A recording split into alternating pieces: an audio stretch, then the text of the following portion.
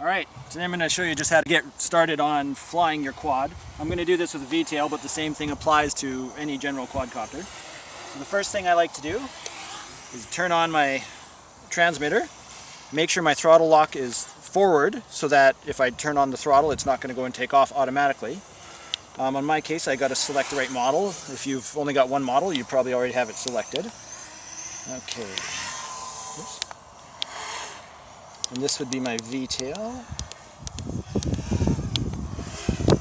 Okay, so now this is on, it's into the right thing. I'm going to plug in the power on my V-tail. Hear it beep. Alright, so to arm your quadcopter, it's down and to the right. You should hear a beep on most of the quadcopters that we fly. I don't have a buzzer on this one, so it's not going to beep. To test it, I'm just going to check the throttle. Okay, so I've got throttle coming on. My throttle hold is forward, so that means it's going to go. And then, just give it some power and take off. So once you're in the air, you'll notice that if it just sits nice and starts to tilt on its own, you're probably not using self-level. In my case, I'm not. If I fly forward, it stays forward. If I fly back, it stays back, and so I have to manually correct. If I put on my self-level, that's on now.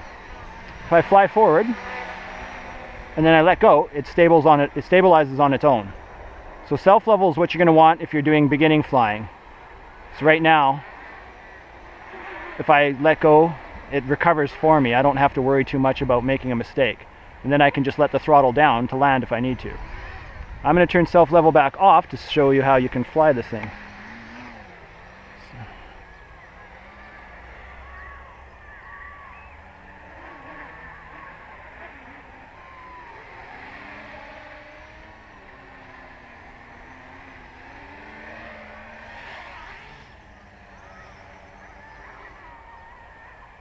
So if you're a beginner flyer, you're probably not going to do that right out of the gate. The most important thing you want to do is you're going to want to practice hovering, keeping it right in front of you, controlling where it goes, because sometimes it's going to want to go to one side or to the other.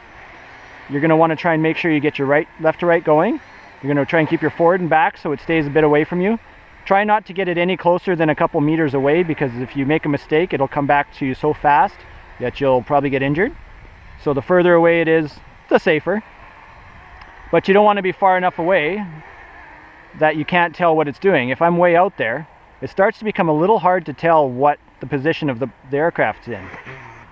The props are colored in the back on this model, and that tries to help me. So if I see the black going up above the orange, I know it's coming back towards me, if I'm pretty sure that it's facing away from me. If it's facing towards me, it makes it a lot more difficult. Now, also, if you see somebody else has stopped, try and crash on top of them and ruin theirs. Whoa! I'm just kidding. All right, I'll let you go, Chris. Something else is when you're practicing flying at the beginning, is just gentle turns just a little bit. You don't want to try and do a complete turn right away because you'll lose orientation and you'll crash. So just turn a little bit, turn back. And that'll just help you get used to how your aircraft yaws. In this case, the V-tail does a pretty good job. Most quadcopters can be a little bit slow at times for turning, depending on how aggressive you've set the rates to. This one's set to fairly beginner setting, so it's not really fast. That's about as fast as it goes. Usually on a quadcopter, if you have it on advanced settings, it'll spin really fast. All right, something else that you can try, that's right, is coming back and forth. So that'll help you get used to the whole concept of how the aircraft looks when you're flying. So if you're flying like this, you'll see I'm flying back and forth.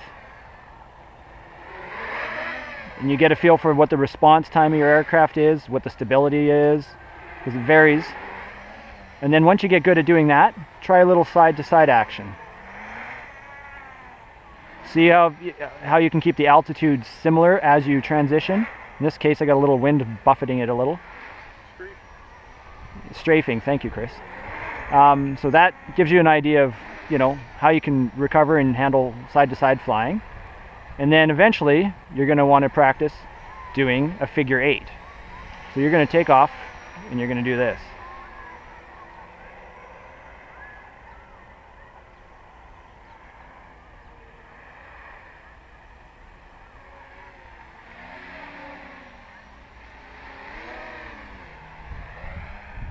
That wasn't a great figure eight, but it's the general idea.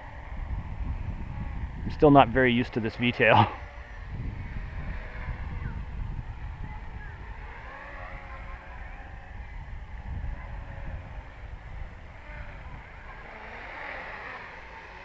In general, when you're flying, as a beginner, you want the front facing away from you at all times.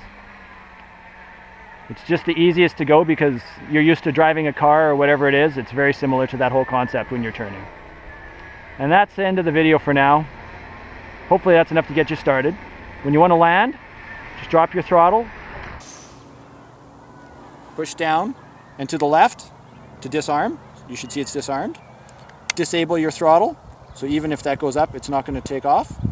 And then you walk up to your aircraft, put that down beside it, unplug it, and then turn off your transmitter.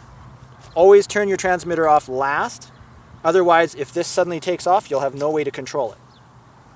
Thanks for watching.